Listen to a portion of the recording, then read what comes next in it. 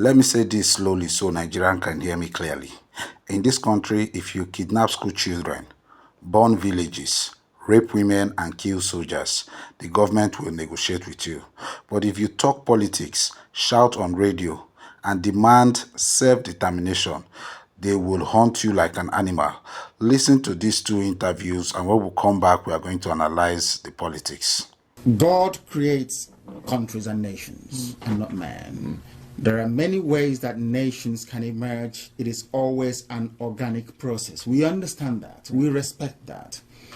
What most commentators don't appreciate about Africa, and which most Africans are a bit slightly uncomfortable with, is that somebody coming from Europe and without regard for your culture, your traditions, your way of life, saying, you are now in one country and your name is Nigeria. Right. There is something unnatural about it. Yes. I said to the British government, if you had come, conquered my people, which is a natural human process, that is entirely natural. Right. If you had come, conquered our people, made us English, I can live with that. Yeah. But to come and hand over a children of God over to something completely alien, this same culture that we have in the north, which is an Islamic culture, tried to take us over many years ago, and they failed. They are kidnapping to get money. You see, now, look at the example, the case, the latest case where they released a bus full of people. They were asking 500 million, now they freed them. Nothing was paid. The victim's father was calling me, thanking. So they're ready to lay down their arms, stop kidnapping, stop all the things they're doing. And you see, even we call them killer headsmen. How many people did they kill? They only kill, sometimes some of them are on drugs. Some of them are on drugs. So that killing is not killing they want the money. So they're ready. And when they kill, it must be accidental. Maybe somebody they took who is sick. But they don't kill. If they kill, in the bus, they will kill people there. They want money from the people. A nomadic man went to that village and he was killed or lynched. So they come in a group and ransack the village. Welcome to Nigeria. Welcome to selective justice. Today we are dragging the truth into the open. Sheik Ahmad Gumi and banditry versus Nnamdi Kanu before detection.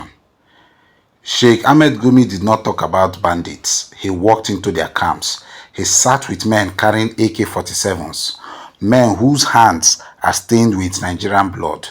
These bandits kidnapped children in Zamfara, Kaduna, Katsina, Sokoto. They killed villagers and security personnel.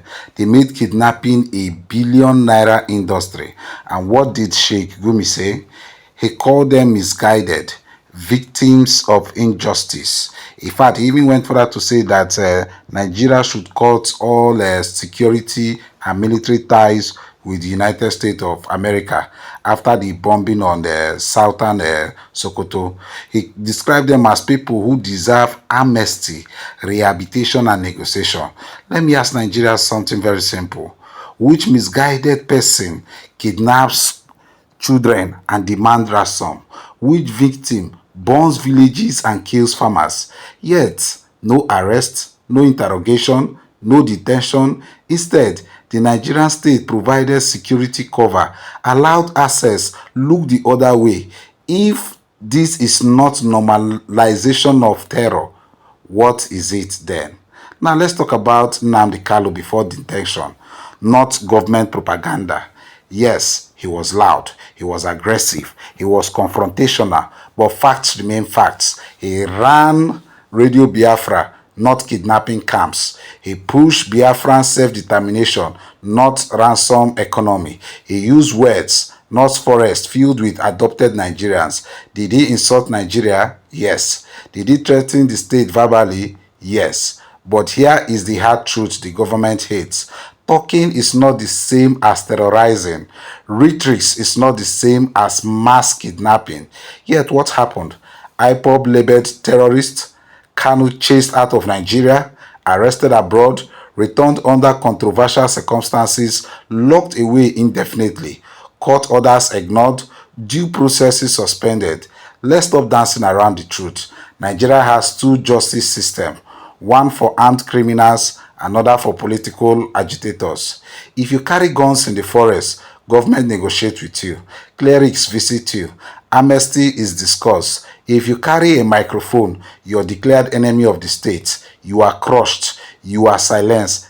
This is madness. This is not law enforcement. This is cowardice. The government is telling Nigerians, violence pays, guns bring respect, talking politics brings punishment. What kind of country survives this message?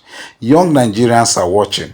They are learning that peaceful agitation is useless, political speech is dangerous, violence gets attention. And tomorrow, when people choose the gun over dialogue, the same government will pretend to be shocked, but we want them. This is not about religion. This is not about tribe.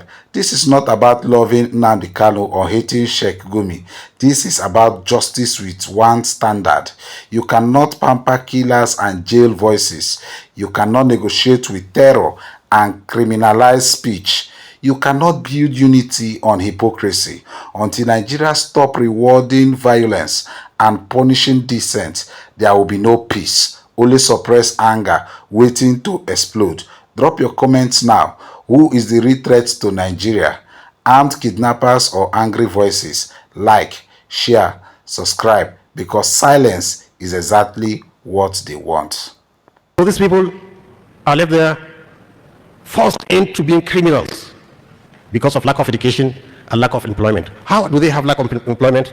It is because for a long time their cattle was rustled and everybody was it's just a news in the newspaper.